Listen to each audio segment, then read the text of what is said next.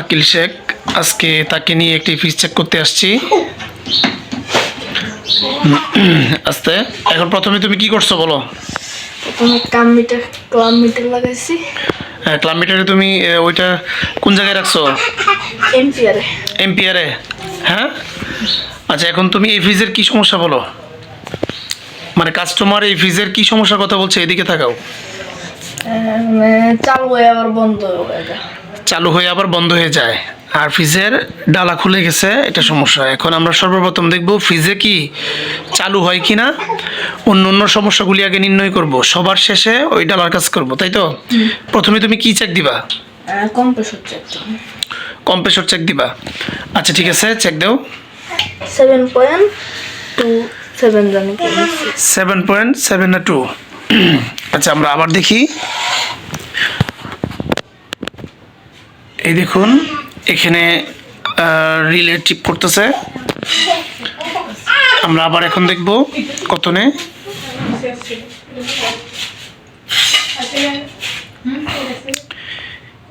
এগুলি আসলে প্র্যাকটিক্যাল কাজ। এগুলো আমরা ট্রেনিং সেন্টারে অথবা থিওরিক্যাল যেটা বলি সেটার বিপরীত হয়ে যায়। প্র্যাকটিক্যাল কাজ সবসময় উল্টাপাল্টা হবে। এই দেখেন 7.21 হচ্ছে। এখানে কম্প্রেসর স্টার্ট নেওয়ার জন্য চেষ্টা করতেছে, বাট স্টার্ট নিচ্ছে না, তাই তো? কি হচ্ছে এখানে? এম্পিয়ার কত নিচে বলো? 7.27 অথবা 8-এর আশপাশে নিতেছে আর কি। এখন কি করবা? এখন কি করতে হবে বলো? এখন এখানে খুলে চেক দেন আলাদা। কি চেক দিবা? কম্প্রেসর সাপ্লাই করতে চেক দিবা। আর কোন পার্টসগুলি চেক করবা?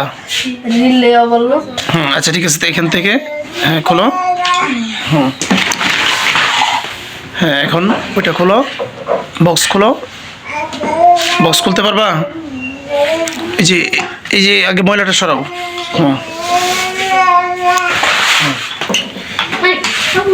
এটা খুলতে হয় কিভাবে?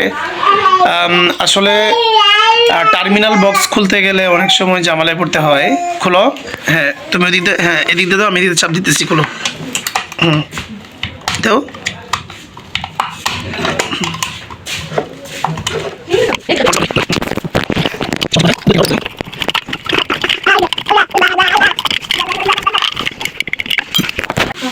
টার্মিনাল বক্স আমরা খুলেছি।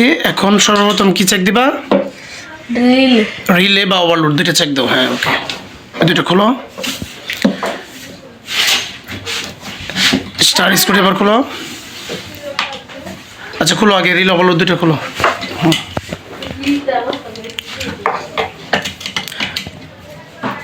ভেঙে যাবো। মাইনাস দাও, মাইনাস ওই বক্সে আছে মনে হয়। এটা তো দেখছিলাম।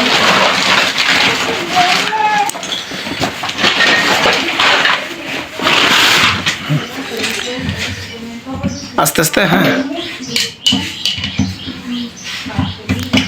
এগুলো খুব সাবধানে খুলতে হয়। এগুলো খুলতে খুলতে অভ্যাস হবে।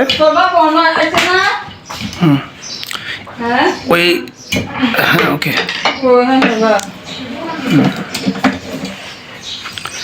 হ্যাঁ, এখন রিলেটা চেক দেবো। আকিলকে আমি ছোটকাল থেকে তৈরি করতেছি, সে যাতে দক্ষ টেকনিশিয়ান হতে পারে। আমি তাকে অনেক প্র্যাকটিস করাইতেছি।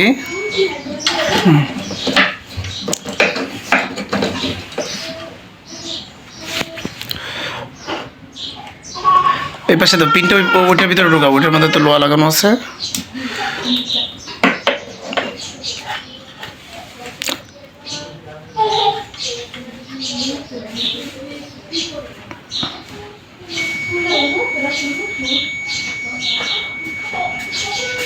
চলছে।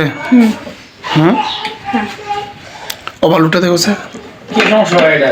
ভাই খুঁজতেছি, এখনো পাই নাই। হ্যাঁ,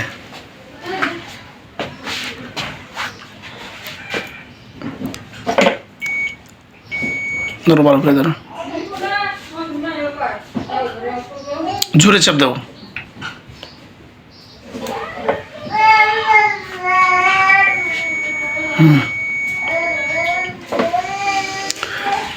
আলাদা আমাদের সাপ্লাই কোড দিয়ে আলাদাভাবে চেক দেবো এটা। এখানে রিলে ওভারলোড ঠিক দেখাইতেছে, তারপরে আমরা আলাদা সাপ্লাই কোটে আমরা দেখবো যে এটা কিভাবে চলে। রিলে তো ভালো। বালুটা রিলে দেবো।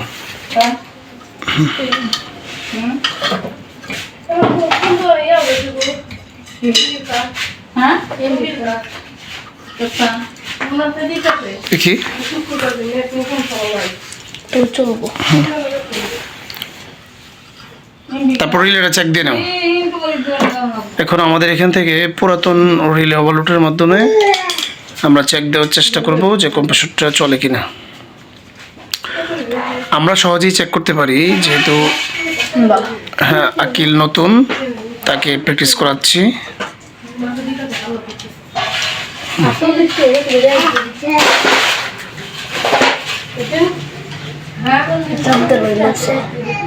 দাও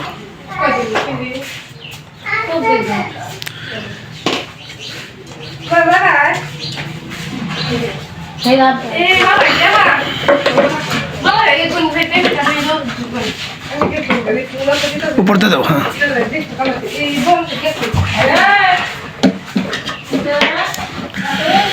প্র্যাকটিক্যাল কাজ আসলেই অনেক ঝামেলার।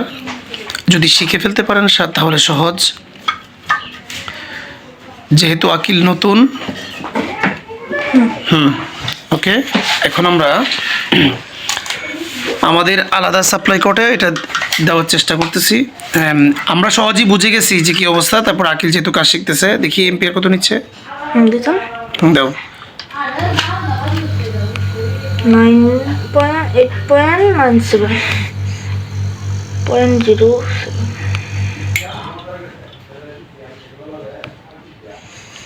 বুঝতে এখানে কি হচ্ছে, কম্প্রেসর একটু চলার পর রিলে টিপ করে বন্ধ হয়ে যাচ্ছে। আবার দেখতেছি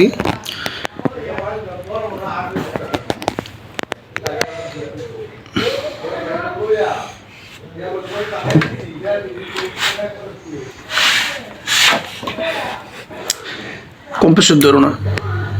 এই হ্যাঁ, হাত ছড়াও। এই দেখেন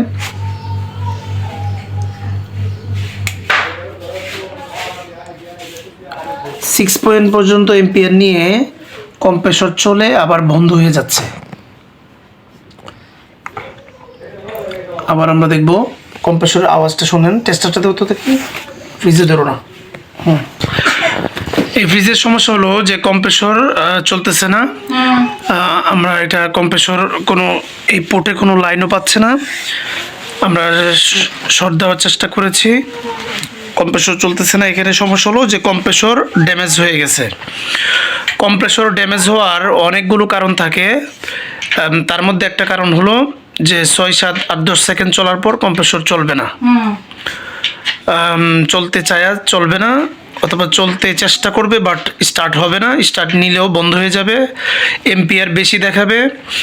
এটা হলো কম্প্রেসর নষ্ট হওয়ার অনেকগুলো কারণের মধ্যে এটা একটা কারণ। তাহলে আমরা এটা কম্প্রেসর বাতিল করতেছি। আর কম্প্রেসর বাতিল করার পর এখানে ডালার কাজ আছে, আর ভিতরে গ্যাস আছে কিনা ওটা দেখবো। আশা করি গ্যাস আছে। যেহেতু কম্প্রেসর চলতেছে না, আমরা 80 থেকে 90% শিওর যে ভিতরে গ্যাস আছে, অন্য সমস্যা থাকতে পারে। তারপরেও সরাসরি এগুলো পাইপ ট্যাপ না কাটলে বলা যাবে না যে এখানে কী সমস্যা আছে। তো আজ এই পর্যন্তই। এরকম প্র্যাকটিক্যাল কাজ দেখার জন্য, শেখার জন্য আমাদের সাথে থাকুন। ধন্যবাদ সবাইকে। আসসালামু আলাইকুম।